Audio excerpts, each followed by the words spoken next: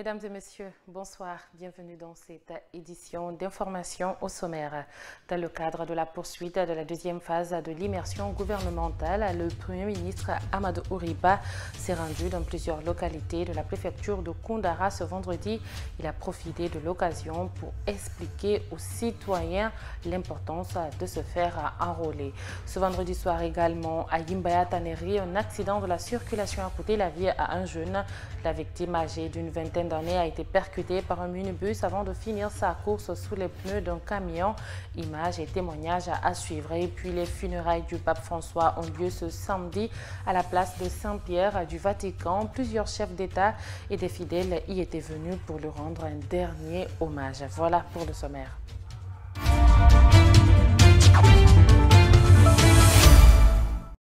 Encore bonsoir. Le Premier ministre Amadou Ouriba s'est rendu dans plusieurs localités de la préfecture de Koundara ce vendredi dans le cadre de la poursuite de la deuxième phase de l'immersion gouvernementale.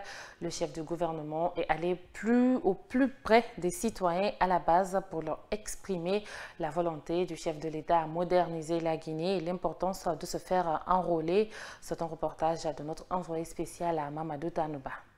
C'est une véritable immersion du Premier ministre Amadou Ouriba dans le pays Badjar.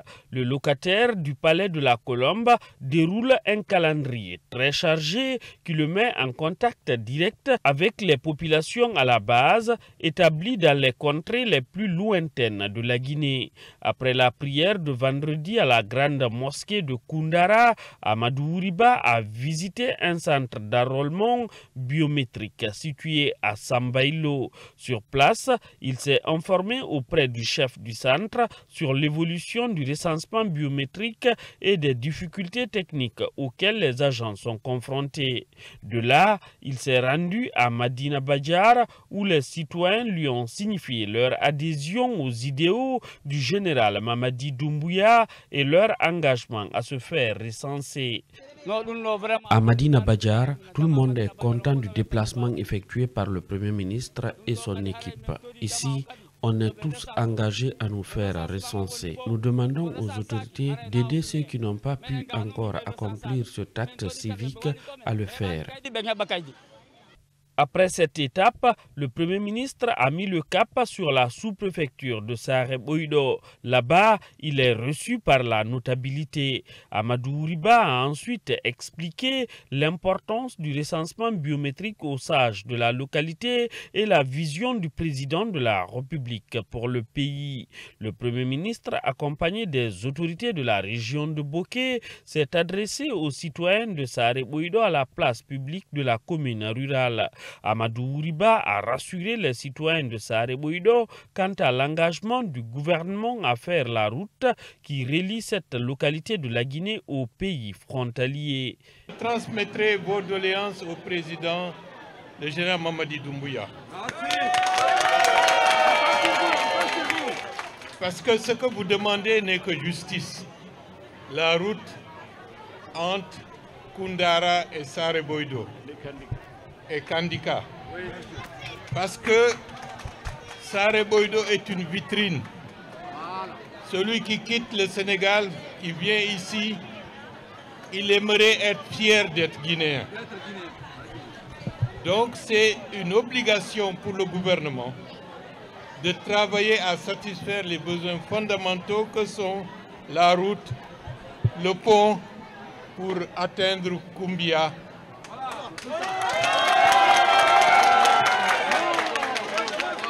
L'électricité, la connectivité et bien entendu les autres dispositions que sont l'école et la santé.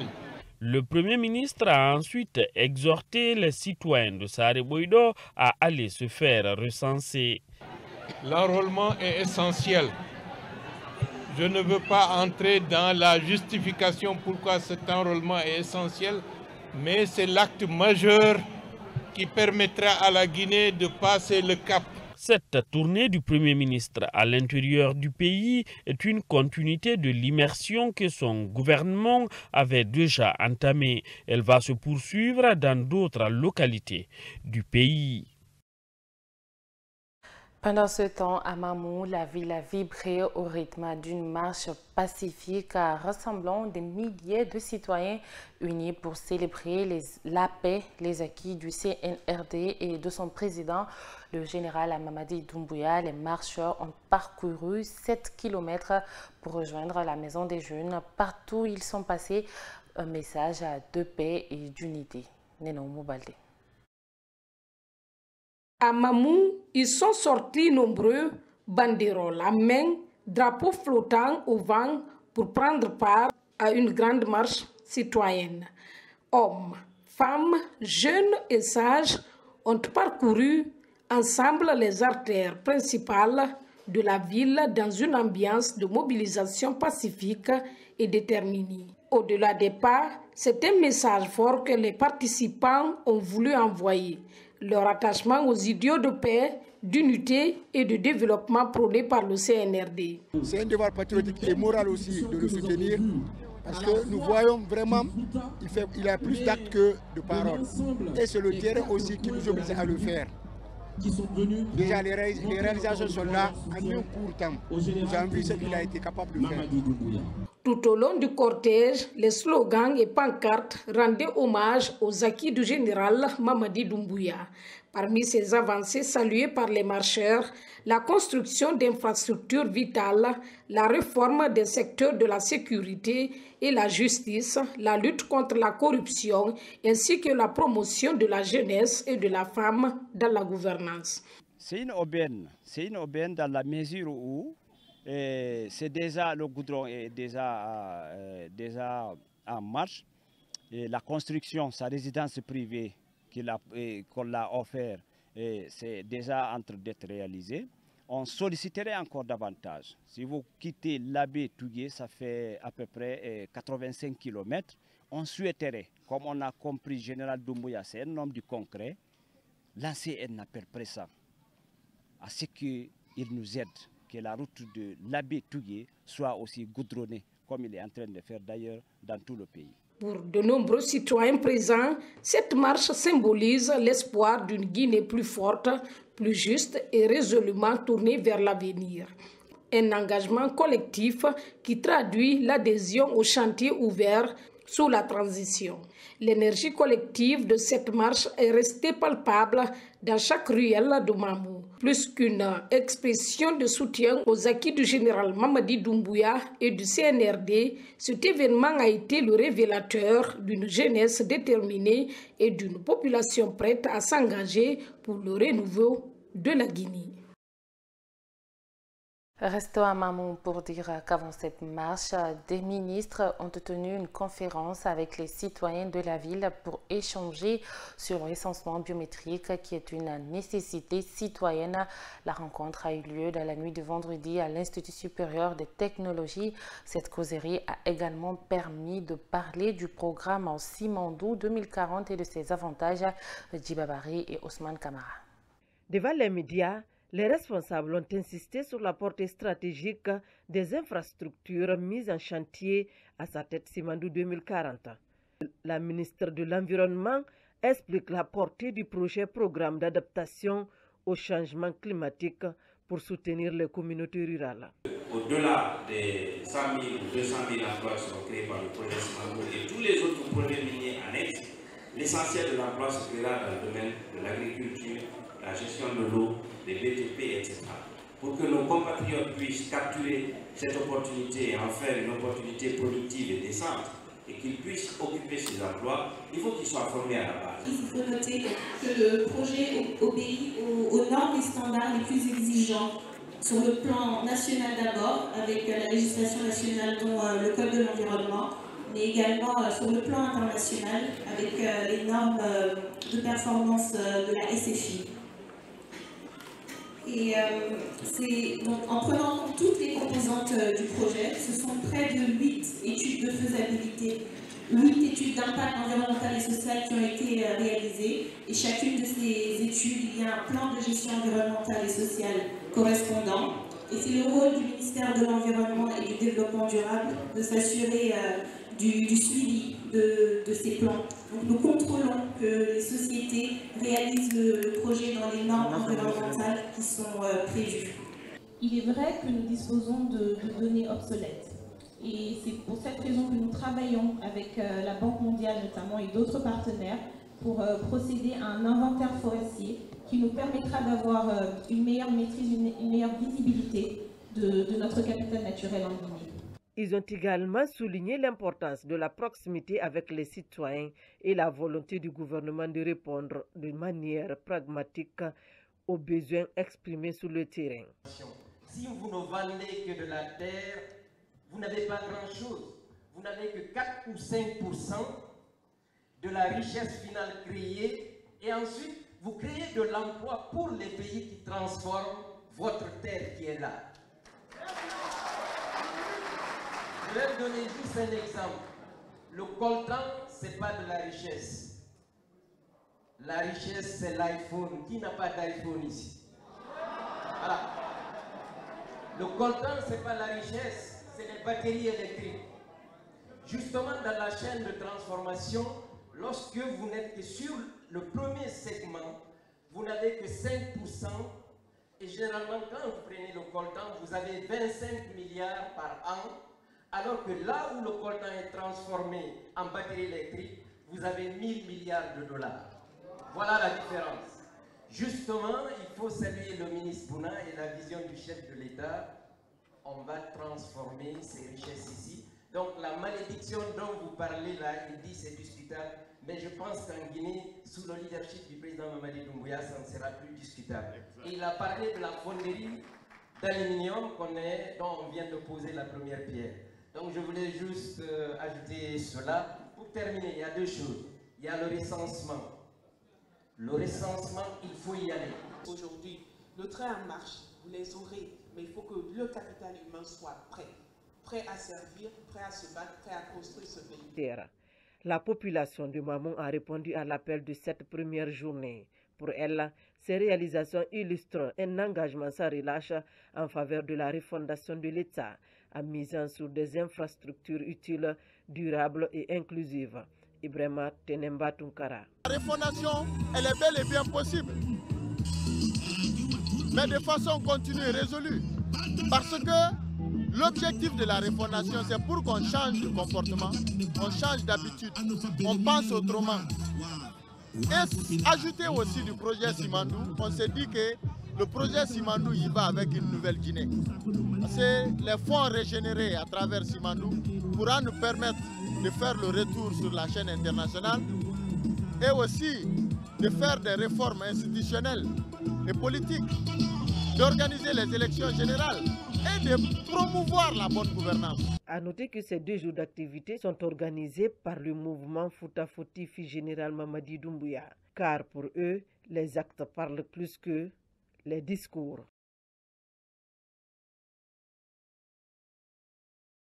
Au même moment, le coordinateur de la cellule de communication de l'Union des forces démocratiques de Guinée, UFDG, a lancé des pics aux cadres qui ont quitté pour aller soutenir le CNRD, c'est sans pour autant citer de nom dans sa communication.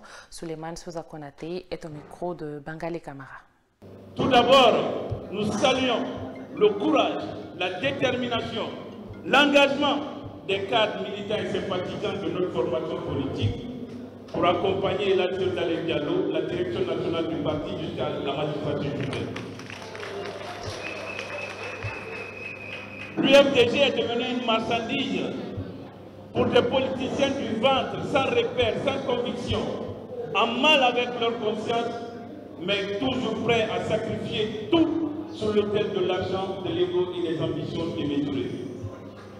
Les communicants du parti, je m'adresse à vous particulièrement. Vous faites énormément de choses pour le parti. Il y a certains qui sont obligés d'attaquer la d'Alain Diallo pour vivre. Il y a certains qui sont obligés d'attaquer la direction nationale du parti pour leur permettre de quémander des postes de responsabilité ou d'être vus. Ne tombons pas dans leur piège. Ignorons-les. Ils ne représentent rien, ils ne signifient rien dans le combat que nous menons pour la démarche démocratique de notre pays. Donc vous êtes à l'UFDG, vous êtes avec le président Souleymane Diallo. Vous avez l'impression que vous êtes fort, vous êtes irremplaçable.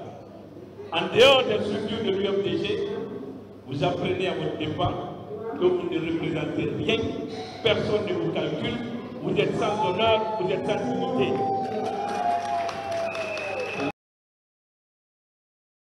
Cap à présent sur Siguirin, là-bas, le lancement du recensement biométrique par les autorités communales et préfectorales. Des dysfonctionnements sont signalés à plusieurs endroits retenus pour le travail des autorités locales, notamment des présidents de conseils de quartier sont obligés d'utiliser des groupes électrogènes afin de faciliter le recensement. Mais ce n'est pas tout. Des citoyens sont aussi confrontés à des difficultés d'obtenir les documents administratifs demandés pour se faire enregistrer.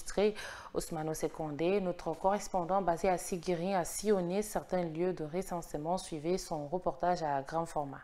Nous avons commencé notre constat dans le quartier Boulibana 2. Rencontré sur le site de recensement, le président du conseil de quartier a évoqué des difficultés qui, selon lui, entraînent des retards dans l'enregistrement des citoyens. À ses côtés, il y a Bintou Keita qui, pour sa part, a réussi à faire recenser ses enfants malgré les plaintes des uns et des autres. Il y a 4 jours on est sur ça ici. Ça se passe bien, mais nous rencontrons quelques petits problèmes au niveau des kits d'enregistrement, comme la batterie du panneau qui se décharge trop vite. C'est la population qui met du carburant dans le moteur pour qu'on puisse travailler.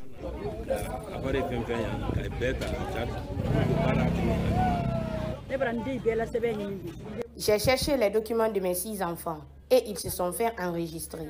Moi, j'ai eu moins de difficultés. C'est facile. Quand tu viens, ils te donnent des instructions à suivre. Tu n'as pas d'extrait, on t'envoie à la mairie. Tu reviens, on t'enregistre. Siguirin Koura 2, le plus grand quartier de la commune urbaine de Siguirin. Bien que doté de machines de recensement, les mêmes dysfonctionnements sont signalés. Et pour satisfaire ses citoyens, le président du conseil de quartier dit avoir trouvé des groupes électrogènes pour alimenter les machines d'enrôlement. Vraiment, mon quartier est grand. En tout cas, j'ai reçu les kits d'enregistrement pour mes secteurs.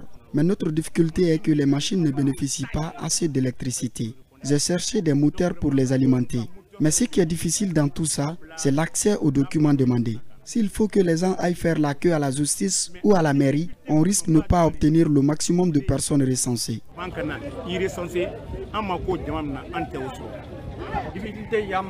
Nous, on a des difficultés, surtout avec notre âge. S'il faut qu'on aille prendre des papiers à la justice, aussi à la police de part et d'autre, et se retourner pour se faire recenser, ça, c'est un peu difficile pour nous. À Séan-Lexi, contrairement aux 2 premières localités, la situation est bien gérée, comme nous l'indique Jean-Paul Béreté, vice-président du conseil de quartier, et Salomène Keita, citoyenne. Ce recensement, c'est quelque chose d'important. Depuis que nous avons commencé, on n'a pas eu de difficultés. J'étais à la cuisine, j'ai laissé ça pour venir ici. Que tout le monde vienne avec sa famille. À Siguirin, comme dans plusieurs autres villes de la Guinée, les difficultés liées à ce processus de recensement biométrique sont signalées. Cette situation doit attirer l'attention des autorités en charge pour permettre à chaque citoyen de passer devant les agents recenseurs. Je vous le disais en titre, un drame s'est produit ce vendredi soir à Yimbaya Taneri, dans la commune de Bessia. Un accident de la circulation a coûté la vie à un jeune homme d'une 20aine d'années. Sur place, notre équipe a recueilli les propos d'un témoin de la scène. Un reportage signé Germaine Mansaré. Il est un peu plus de 20 h ce vendredi soir lorsque l'accident survient à Manguebouni. Sur cette route habituellement animée, la circulation est brusquement interrompue. Un jeune homme vient d'être mortellement percuté par un camion. Moi, j'étais là, ici, à la terrasse. Bon, le camion que vous voyez ici, là, était sur son droit, en homme. Le motard, lui, il voulait forcer la situation pour dévier le minibus qui était à côté. Bon, c'est en ce temps, maintenant, le minibus lui a tapé et puis il est tombé bêtement. Et puis le camion lui a percuté, quoi.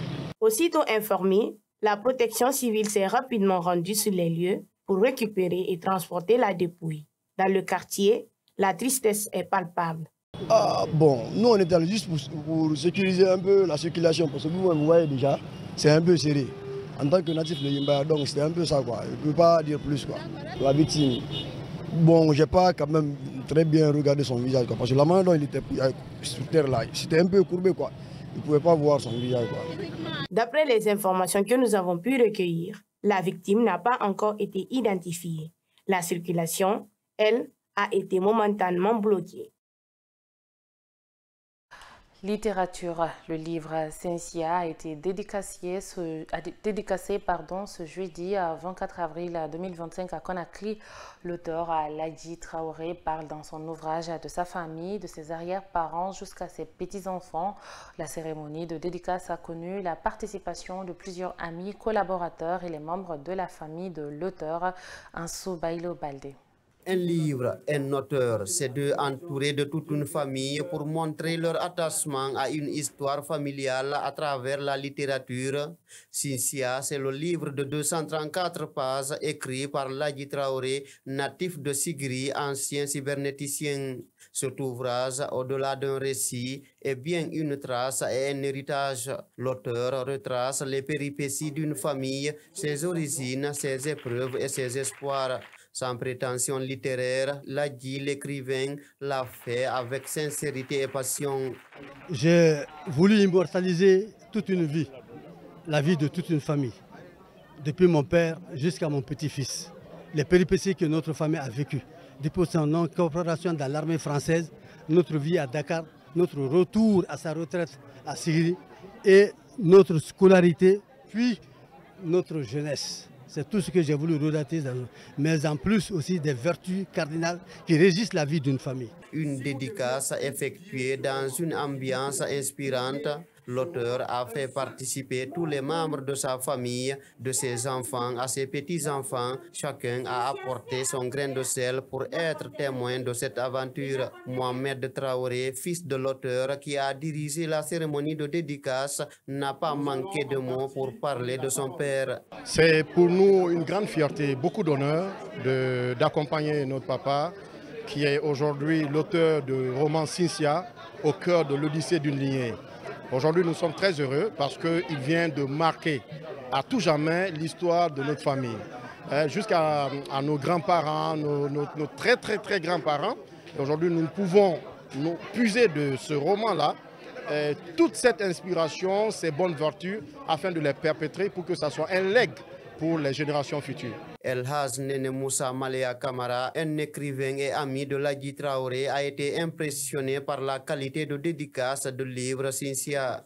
J'ai participé ce soir à l'une des meilleures dédicaces que je n'ai jamais eues dans ma vie. Dédicace que je peux appeler une dédicace familiale. Les enfants, les petits-enfants, tout le monde a participé et j'ai eu l'impression d'être devant une scène de théâtre. 1981-2025, c'est le temps mis pour écrire le livre Cynthia par Ladji Traoré. L'auteur, âgé de 71 ans, a reçu les encouragements et les félicitations du public qui a assisté à la dédicace du livre Cynthia. Et pour finir, décédé le 26 avril dernier, les funérailles du pape François ont eu lieu ce samedi à la place de Saint-Pierre du Vatican, réunissant plus de 400 000 fidèles et de nombreux dirigeants du monde venus assister à ses obsèques pour lui rendre un dernier hommage. Commentaire à Bangali Kamara. Du beau monde s'est donné rendez-vous ce samedi 26 avril 2025 sur la place Saint-Pierre pour rendre un dernier hommage au pape François, décédé le 21 avril à l'âge de 88 ans. Sous un ciel chargé d'émotions, environ 400 000 fidèles se sont réunis aux abords du Vatican pour assister à une cérémonie historique en présence d'une cinquantaine de chefs d'État. Le parvis de la basilique Saint-Pierre, quadrillé par d'impressionnantes mesures de sécurité, a vu défiler les plus hauts représentants de nombreuses nations du monde, comme les présidents Donald Trump, Emmanuel Macron, Volodymyr Zelensky, le prince William du Royaume-Uni, représentant du roi Charles III, et le premier ministre britannique Keir Starmer, ou encore Javier Milei de l'Argentine. Du côté des institutions, On note la présence de Ursula von der Leyen, présidente de la Commission de l'Union européenne, Antonio Guterres, secrétaire général de l'ONU. Plusieurs chefs d'État africains ont aussi effectué le déplacement, dont entre autres João Lourenço de l'Angola, José Maria Neves du Cap-Vert, Faustin Archange Touadéra de la République centrafricaine, Félix Tshisekedi, président de la République démocratique du Congo. Tous rassemblés pour saluer une dernière fois celui qui fut un pape proche des gens, avec un cœur ouvert à tous, selon les mots du cardinal Giovanni Battista dans son homélie. Cependant, quelques grands absents, dont le président russe Vladimir Poutine, sous le coup d'un mandat d'arrêt de la Cour pénale internationale, et le premier ministre israélien Benjamin Netanyahou, fréquemment critiqué par le pape François en raison de son offensive meurtrière dans la bande de Gaza. Face à la fureur de nombreuses guerres avec leur horreur inhumaine, le pape François n'a cessé d'élever la voix pour implorer la paix et appeler à la raison, à des négociations honnêtes afin de trouver les solutions possibles. Après la messe, le cercueil du souverain pontife a été transféré à la basilique Sainte-Pierre majeure de Rome, où il sera inhumé et laisse derrière lui l'image d'un leader spirituel engagé. C'est ainsi que nous nous quittons au compte de cette édition d'information. Merci à tous de l'avoir suivi. Au revoir.